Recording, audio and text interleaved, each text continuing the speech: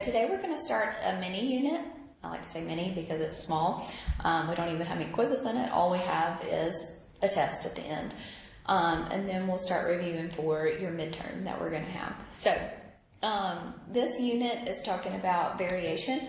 So direct variation and indirect variation. So a direct variation has a constant ratio here.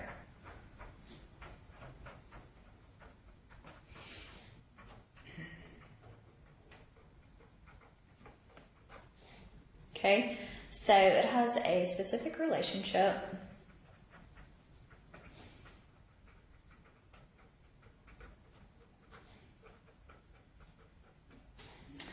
with a constant ratio.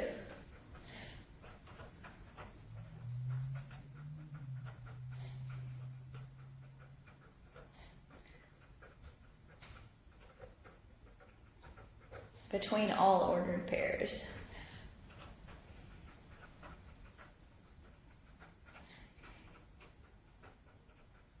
Okay, so the ratio would mean your ratio of y over x. Okay, so the direct variation is going to have the form a constant times your x. So y equals your k, which is your constant. Okay, so k is the constant ratio. Okay, so I want to find what k is between these two, or these ordered pairs. So 1, 4, 2, 8, 3, 12, and 4, 16. So what is the constant k? So what is the ratio of y over x here? So 4, here 4 divided by 1, 8 divided by 2, 12 divided by 3, 16 divided by 4. So the constant here, the ratio is going to be a 4.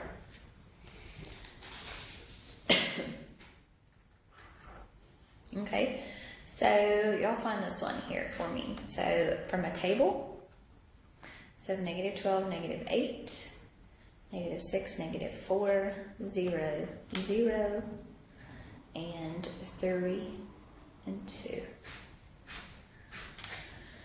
So find the constant here.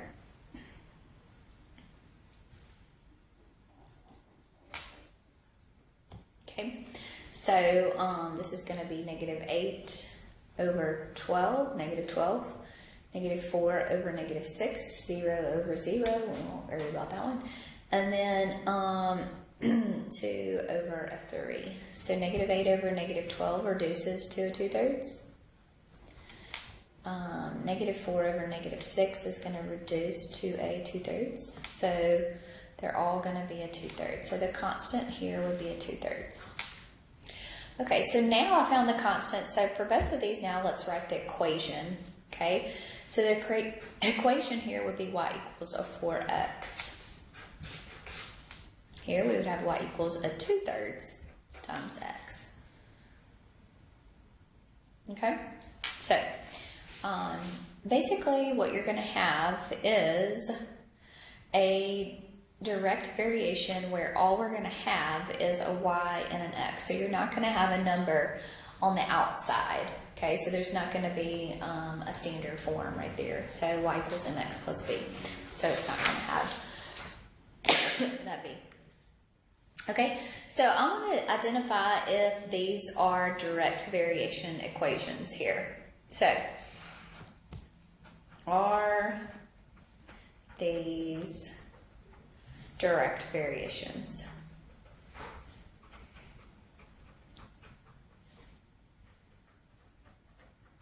So y equals a 3x. So is this a direct variation? So it doesn't have anything added to it, and this one would be a yes, right? So what is the constant k? The constant k would be a 3. Okay, so what about this one? Y equals a 2. Okay, is this one a direct variation? No, because there is no x anywhere, right? All right, what about this one? This one's not a direct variation because I have something added or subtracted from on the outside. Okay, what about this one? I have a y equals a negative x here. So y equals a negative x. So yes, this one is a direct variation because there is my k is a negative 1. All right, what about this one? 2y equals an x. Is this a direct variation? And it is. But before I can do anything, I need to solve for y, right? Because that's what we have. So we'll have y equals a 1/2 x. So yes, this is a direct variation. And my constant is a 1/2.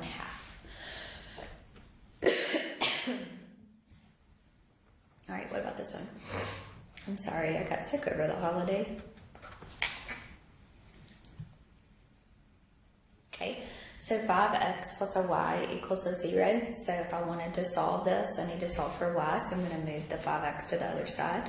So when I move it, it's going to become a negative. So yes, this is a direct variation. And my constant is a negative 5. Okay. Alrighty. So let's look at finding the missing y value. Okay. So if I wanted to find the ordered pair that represents a direct variation, so if the following represents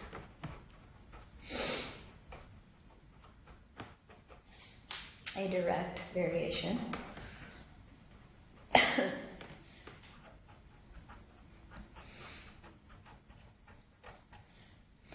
find the missing value.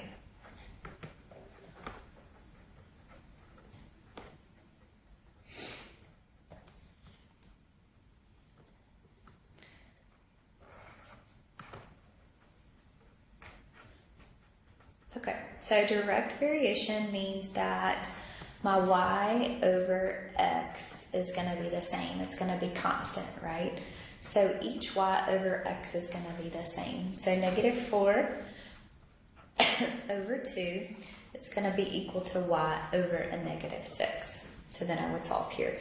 So negative 4 over a 2 is going to give you a negative 2, right? That does reduce there. And then I would multiply both sides by a negative 6. Sorry. So that's going to give you a positive 12. So the y value is going to be a positive 12.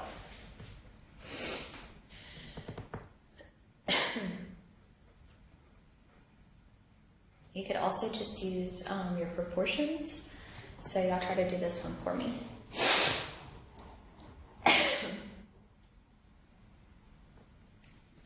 So this is going to be a negative 16 over an x is going to be equal to 24 over a 6. So you could cross multiply here. So 6 times a negative 16 is a negative 96. And then x times 24 is going to be a 24x. So basically cross multiply those, divide both sides by 24. So x here is going to be equal to a negative 4.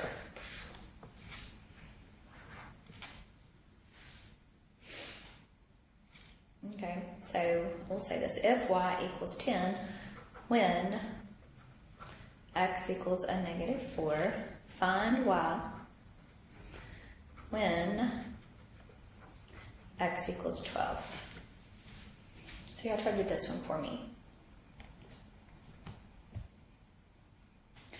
Okay, so if y equals 10 when x equals negative 4, so that's what that means. Find y when x equals a 12. Okay, so we'll have 10 over a negative 4 is going to be equal to y over a 12. So cross multiply, so 10 times 12 is a 120 is equal to a negative 4y.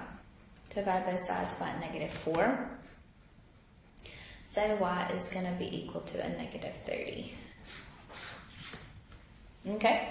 So when you're looking at a graph, a direct variation is only going to go through your x value of 0, 0, your x and y value of 0, 0. Okay, so a direct variation graph is only going to go through the origin, okay, at 0, 0. Okay, if it doesn't go through the origin, then it will not be a direct variation.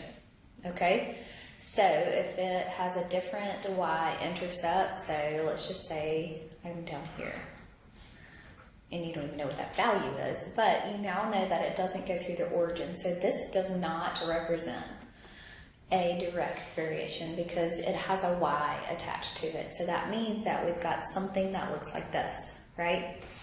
When there is a number on the outside there. Okay? So direct variations always go through the origin. Direct variations, variations always